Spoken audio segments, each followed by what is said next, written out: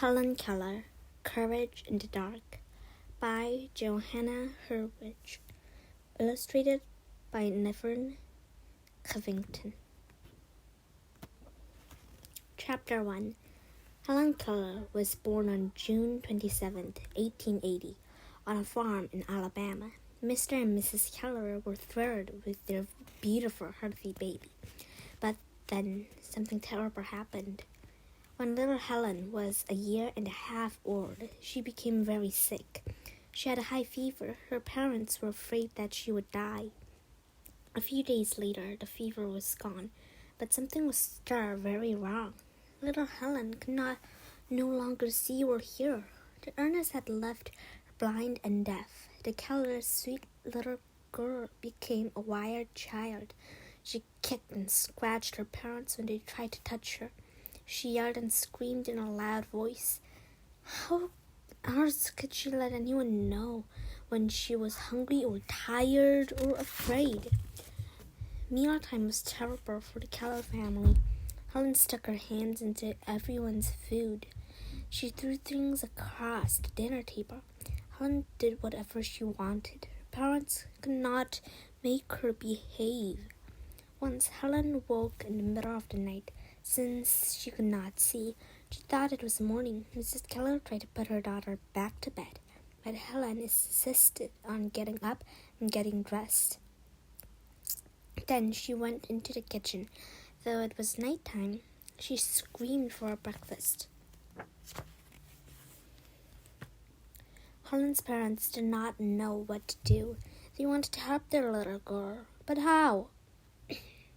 But they did not know any blind or deaf people.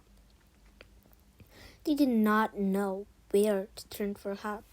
One day, Mrs. Keller heard about Dr. Chisholm. He was a special eye doctor in Baltimore, Maryland.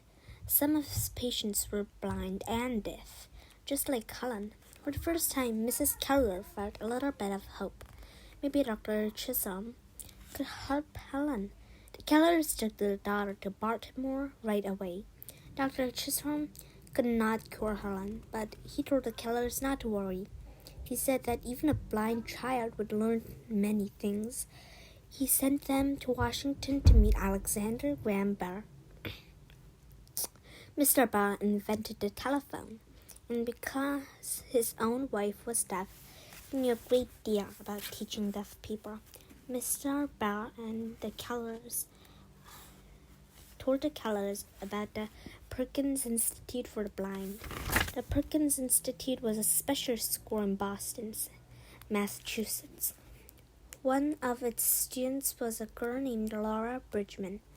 Like Helen, Laura was both blind and deaf. Teachers at Perkins taught her how to sew. Mr. Barr said that a teacher from Perkins might be able to help Helen. The Kellers hoped soared. Chapter 2. Mr. and Mrs. Keller wrote a letter to the Perkins Institute. A teacher wrote back. Her name was Anne Sullivan. Friends called her Annie. Annie agreed to come and live with the Kellers and teach Helen. Helen was now almost 7 years old. On March 3rd, 1887, Annie moved to Alabama.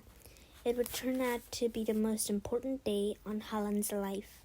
As a child, Annie had been almost blind herself. Luckily, several operations helped her see again, but Annie never forgot what it was like to be blind. She hoped she would be able to help young Helen. Right away, Annie saw that Helen was a tall, pretty girl, but she also saw that Helen was not happy. She almost never smiled. Helen could not understand the world around her. She lived in darkness and silence. She could not tell people how she felt. No wonder she was so unhappy. At first, Helen was not a good student. She did not obey Annie. Helen was used to having her own way. Her parents had allowed her to act out. They never punished her. They thought she could not control her behavior.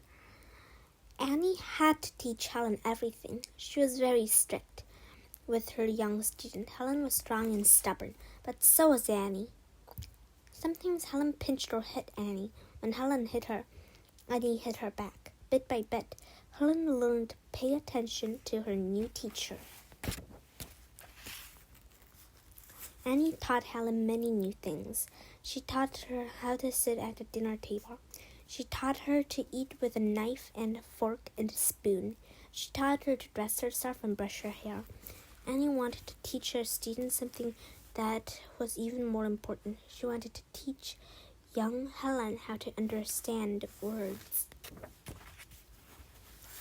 At the Perkins Institute, Annie had learned a special finger alphabet, different hand positions for different letters. She could speak to deaf people by spelling out words with her hands. Helen had lost her sense of sight, her sense of hearing, but she still had the sense of touch. Annie had tried to teach Helen the special alphabet.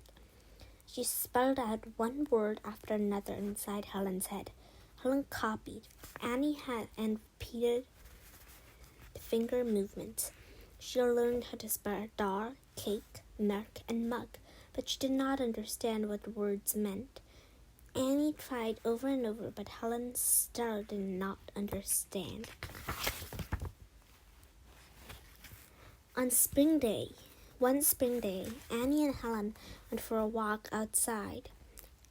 Annie took Helen to a well. The teacher pumped some water and let it run over Helen's fingers. Slowly she spelled water, W-A-T-E-R, water, into Helen's palm. Then she did it again and again. Suddenly the little girl understood. The wet liquid and the word being spelled in her palm were the same thing, water. After that, Helen was quick to learn other words. One day, she learned 30 new words.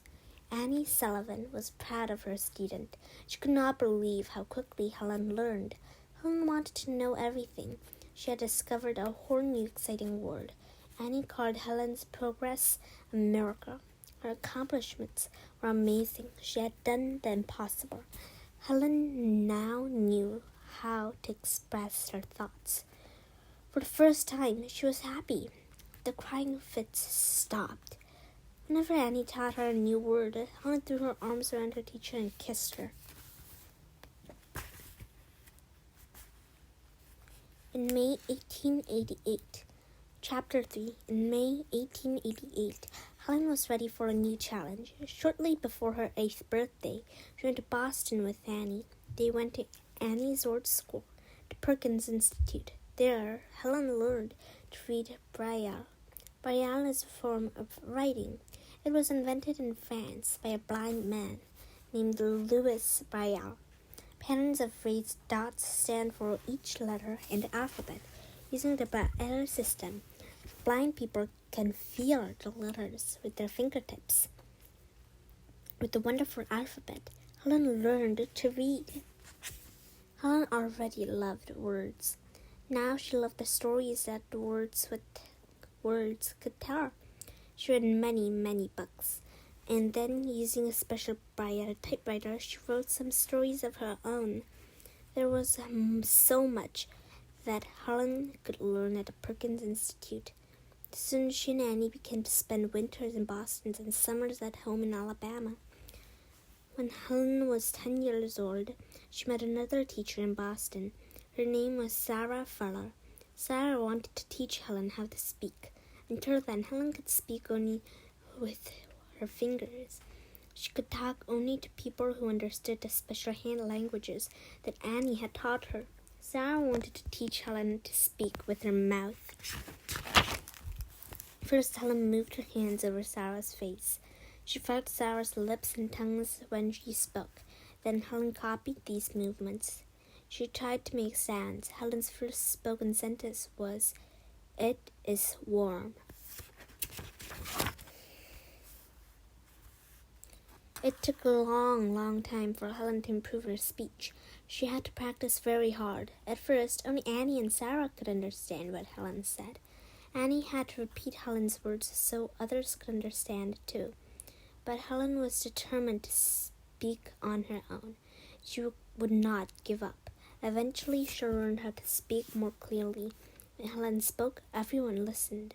Helen learned something else at Perkins Institute. She learned how to read people's lips. She could not actually see people's lips moving, but she could feel them with her fingers. By placing her hands on the lips and throat of the speaker, Helen could figure out what was being said. Everyone was amazed at what Helen had learned. She was one of the first blind and deaf people to speak aloud and understand spoken words. Chapter 4. When Helen was 14, she attended the Wright Humason School for the Deaf in New York City.